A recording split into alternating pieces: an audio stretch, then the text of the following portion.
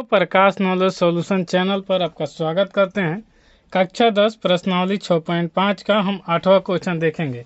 इससे पहले का चैनल पर पूरा वीडियो उपलब्ध है, जाकर आप प्लेलिस्ट में देख सकते हैं।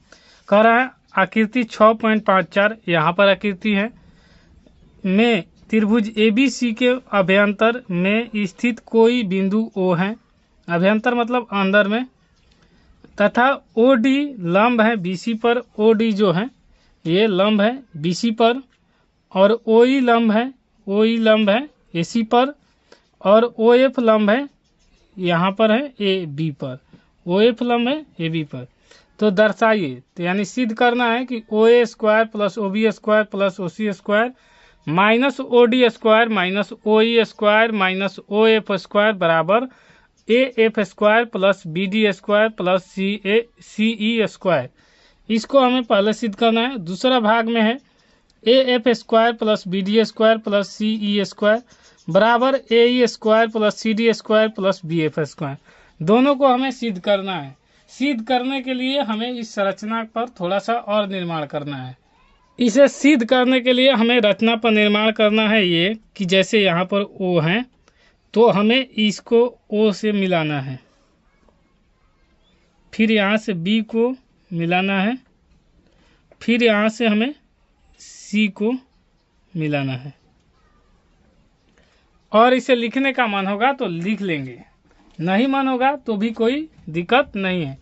लिखना क्या है कि त्रिभुज ABC में बिंदु O से रेखा OA OB और तथा OC खींचा या मिलाया। तो इसे लिख लेते हैं। तो ये लिख लिए। इसे लिखने के बाद आपको ये जो दिया है क्वेश्चन में ये है, और ये भी सिद्ध करना है। ये फॉर्मूला आपको याद होना चाहिए ताकि इसमें समझ में आ जाएगा। जब भी ये कोई लंब डाले तो ये लंब हो जाता है, तो ये आधार होगा, और ये जो खींची हुई रेखा है उसे हम कर्ण से सूचित करते हैं। एग्जाम्पल के तौर पर आप समझते हैं कि कोई भी समकोण त्रिभुज हो तो उसमें एक लंब होता है और एक आधार होता है और एक कर्ण होता है। कर्ण जो होता है वो दोनों के बराबर होता है। वही फॉर्मूला में लिखा गया कर्ण स्क्वायर बराबर लंब स्क्वायर जोड़ आधार स्क्वायर।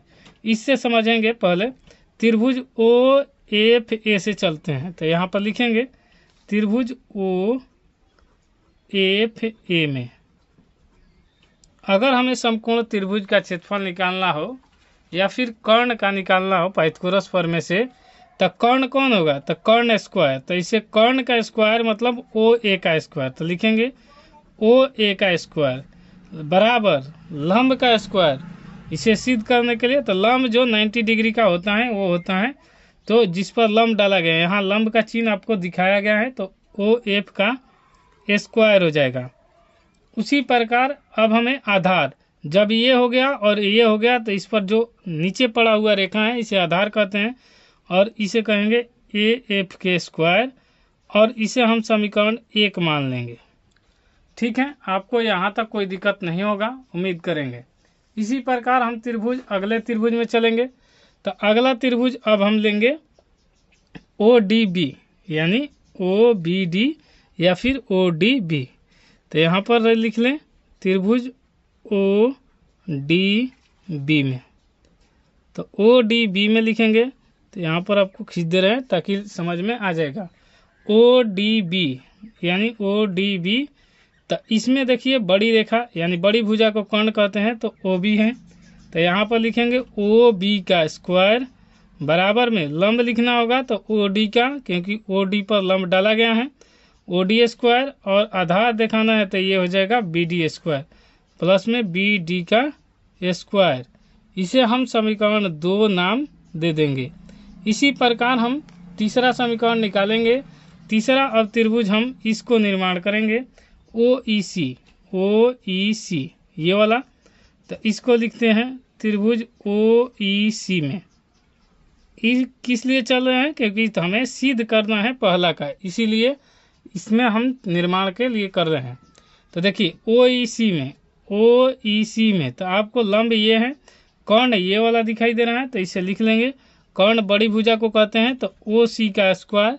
तो यहाँ पर लिखेंगे OC का स्क्वायर बराबर हो जाएगा, यहाँ पर OE ये लंब है तो OE का स्क्वायर आप प्लस में हो जाएगा आपको यहाँ पर CE का स्क्वायर, ये आधार हो जाएगा सी ई, ये वाला।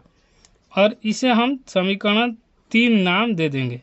जब समीकरण 3 आ गया तो इन तीनों को जोड़ देंगे, तो जो जोड़ने पर बाएं वाला भाग को बाएं तरफ, दाएं वाला भाग को दाएं तरफ जोड़ देंगे तो हमें आसानी से सिद्ध हो जाएगा। तो इसे जोड़ लेते हैं, आइए लिख लेते हैं समीकरण 1, 2, 3 को जोड़ने पर। तो समीकरण तीनों को लिखेंगे, पहले यहाँ पर लिखेंगे ओ ए का स्क्वायर बराबर, तो पहले एक तरफ वाला तीनों लिख लेते हैं, फिर ओ बी स्क्वायर, फिर यहाँ पर है ओ सी स्क्वायर, ये तीनों लिख लिए। उसके बाद हम इसके जो उस तरफ वाला भाग है एक तरफ कर लेते हैं, तो पहले इसका लिखेंगे समीकरण 1 का, तो ओ एफ स्क्वायर प्लस में ए एफ का स्क्वायर। अब इसका भाग लिखेंगे तो ओ डी का स्क्वायर प्लस में हो जाएगा बी डी का स्क्वायर प्लस, अब इसका ओ ई का स्क्वायर और ये हो जाएगा सी ई का स्क्वायर।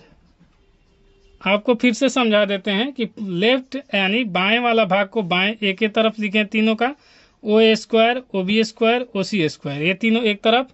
फिर इसके तीनों भाग को ये वाला भाग, ये वाला भाग और ये वाला भाग इस तरफ लिख दिए। इस तरफ लिख दिए तो अब देखिए हमको ये सिद्ध क्या करना है, तो सिद्ध करने हैं जो उस तरफ को लिखेंगे। तो देखिए अब हमें सिद्ध करना है O A square plus O B square plus में ओ सी स्क्वायर।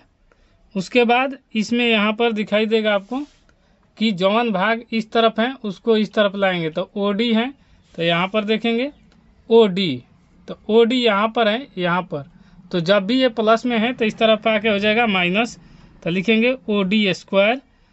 फिर आएगा इस तरफ से तो ओ ई, तो ये वाला प्लस में है तो इस तरफ आके माइनस हो जाएगा ओ ई स्क्वायर। और उसके बाद है ओ एफ स्क्वायर, तो इसको लिख लेंगे माइनस ओ एफ स्क्वायर। जो हमें सिद्ध करना है उस तरफ को एक तरफ कर लिए, जो इस तरफ प्लस में था इस तरफ आके माइनस में हो गया, जो नहीं होगा वो इस तरफ ही रहेगा तो प्लस में हो जाएगा। तो इस तरफ बचा ए एफ स्क्वायर बराबर हो जाएगा यहाँ पर बी डी का स्क्वायर।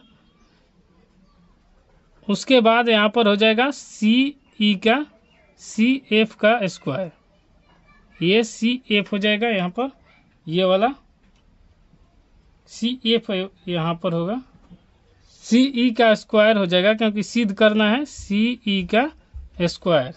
क्वेश्चन में आप देख सकते हैं यहाँ पर लिखा है सी ई का स्क्वायर, यहाँ पर सी ई का स्क्वायर और ये हमारा आ गया सी ई का स्क्वायर। तो इस तरह ये कंप्लीट सिद्ध हो गया। दोस्तों वीडियो पसंद आए तो लाइक शेयर सब्सक्राइब जरूर कीजिए। कोई दिक्कत होता है तो कमेंट बॉक्स खुला रहता है, कमेंट बॉक्स में अपना सलाह जरूर दीजिएगा। वीडियो पसंद आए तो लाइक शेयर सब्सक्राइब जरूर कीजिएगा। आइए अब इसका दूसरा भाग देखते हैं। दूसरा भाग, तो दूसरा भाग से चलेंगे तो दूसरा के लिए क्या करना होगा, चित्र को थोड़ा सा समझेंगे। चित्र ये कह रहा है कि आप निकालिए, तो जैसे हमें आया है कि यहाँ पर A plus B D square plus C E square बराबर, तो एक तरफ से चलेंगे तो दूसरा ऑटोमेटिक आ जाएगा, तो हमें सिद्ध हो जाएगा। तो इसमें ज़्यादा कुछ नहीं करना है, इसमें पहले समझना ये है कि उसमें कौन निकाल रहे थे, इसमें हम आधार या लंब निकालेंगे। तो कैसे निकालेंगे, तो देखिए जैसे ए एफ निकालना होगा, यहाँ पर पहले ए एफ है तो ए एफ निकालना होगा। ए एफ यहाँ पर दिया है तो ये आधार है, तो आधार बराबर का होगा, जब आधार यहीं पर रहेगा तो इस तरफ आके कौन स्क्वायर माइनस लंब स्क्वायर, इसे लिख सकते हैं। तो आइए इसको देख लेते हैं। जैसे कि लिखेंगे कि कर्ण स्क्वायर बराबर होता है लंब स्क्वायर जोड़ आधार स्क्वायर, आधार स्क्वायर। तो देखिए यहाँ पर ये जो आधार को इस तरफ ला देंगे तो आधार स्क्वायर, और ये हो जाएगा ये इस तरफ आएगा तो ये कर्ण स्क्वायर ज्यों का त्यों, और ये हो जाएगा लंब स्क्वायर, उस तरफ जा रहा है तो ये माइनस लंब स्क्वायर हो जाएगा। इसी प्रकार हमने इसका भी इसी में निकालना है। तो पहले हम आपको ए एफ स्क्वायर निकालते हैं। देखिए यहाँ पर जैसे ही ए एफ का मान निकालना होगा, ए एफ का मान, तो हम लिख सकते हैं ए एफ स्क्वायर बराबर ओ ए का स्क्वायर माइनस ओ एफ का स्क्वायर। तो यहाँ पर लिख लेते हैं इसी भाग को। तो यहाँ पर लिखेंगे AF का स्क्वायर बराबर हो जाएगा OA स्क्वायर माइनस OF का स्क्वायर, यहाँ पर निकाल दिए। तो इसी प्रकार हम अगला निकालना है, हमें जो जो निकालना है, जैसे यहाँ पर BD दिया है तो BD निकालना है, तो BD आधार है तो आधार निकालना है, तो OB स्क्वायर माइनस कर दीजिए OD स्क्वायर, तो इसको कर्ण में से घटा देना है। तो इसको भी लिख लेते हैं, इसे हम समीकरण बाद में नाम देंगे। यहाँ पर देख लेते हैं, अब दूसरा निकाल रहे हैं BD, यहाँ पर BD स्क्वायर बराबर हो जाएगा OB स्क्वायर माइनस हो जाएगा OD का स्क्वायर। उसी प्रकार तीसरा है CF का, तो देख लीजिए यहाँ पर CF, यहाँ पर है CE का, यहाँ पर CE स्क्वायर दिया है, तो CE स्क्वायर निकालना है, तो CE आधार है, तो इसमें OC स्क्वायर माइनस OE का स्क्वायर कर देंगे। तो यहाँ पर लिख लेते हैं CE स्क्वायर बराबर OC square minus OE square. बस अब इतना समझ गए तो समझिए कि ये भी सिद्ध करने में सक्षम है, और यहाँ तक ही समझना था। देखिए अब ध्यान से थोड़ा, हम LH साइड से चलेंगे तो RHS ऑटोमेटिक आ जाएगा, तो हमारा सिद्ध हो जाएगा। तो हम लिख भी सकते हैं LHS से, या फिर एक का मान रखेंगे। देखिए AF स्क्वायर है, AF का स्क्वायर यहाँ पर है तो इसका मान रख दे रहे हैं, तो AF स्क्वायर रखेंगे तो क्या रखेंगे OA स्क्वायर माइनस OF का स्क्वायर रख देंगे। चलिए ठीक है, यहाँ पर BD स्क्वायर, अब BD स्क्वायर मतलब OB square minus OD square, OB square minus OD square. अब देखिए यहाँ पर CE स्क्वायर है, तो इसके जगह पर क्या लिखेंगे OC square minus OE square. यहाँ तक भी आपको समझ में आ गया होगा। कोई दिक्कत हो तो अभी कमेंट कीजिएगा, नहीं दिक्कत है तो आप लाइक शेयर सब्सक्राइब जरूर कीजिएगा। चलिए अब इसको देखिए, OA और यहाँ पर एक तरफ करेंगे, सबको एक तरफ, जैसे OA स्क्वायर OE स्क्वायर एक तरफ कर लेते हैं, इससे हमें फ़ायदा होगा, और फ़ायदा इसलिए होगा आपको पता चलेगा। तो लिख लेते हैं OA स्क्वायर माइनस OE का स्क्वायर, ये वाला और ये वाला एक साथ कर लिए। फिर इसके बाद हमने OC का स्क्वायर और माइनस OD का स्क्वायर, ये वाला और ये वाला एक साथ कर लिए, और उसके बाद ये वाला और OB का स्क्वायर और ये वाला बचा हुआ माइनस OF का स्क्वायर। ये सब एक तरफ क्यों किए आपको यहाँ पर समझा रहे हैं।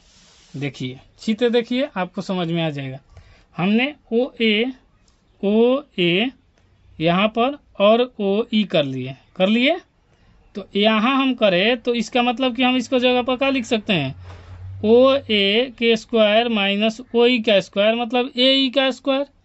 यही तो हम चाहते थे कि यहाँ पर आ जाए, तो इसको लिख लेंगे ये दोनों को मान, तो यहाँ पर लिखेंगे AE का स्क्वायर।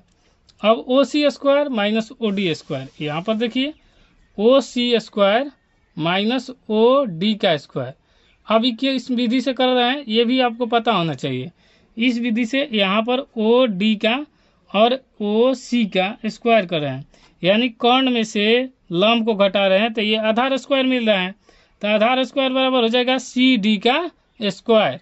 तो यहाँ पर लिख लेंगे CD का स्क्वायर प्लस में CD का स्क्वायर। अब यहाँ पर देखिए OB और OF का ये एक साथ लिए हैं, अब ये लेंगे OB और OF का, तो देखिए यहाँ पर OB यहाँ पर है और OF यहाँ पर है, तो ये लंब है और ये कर्ण है, कर्ण में से लंब घटेगा तो आधार ही बचेगा, तो इसको लिख सकते हैं BF स्क्वायर। तो यहाँ पर लिखेंगे कि BF स्क्वायर, ये हो गया। और यही हमें देखेंगे तो आप यहाँ पर सिद्ध करना था, जो हमने सिद्ध कर दिया। आपको दोस्तों वीडियो पसंद आए तो लाइक से सब्सक्राइब जरूर कीजिए। मिलते हैं नेक्स्ट वीडियो में, तब तक के लिए जय हिंद।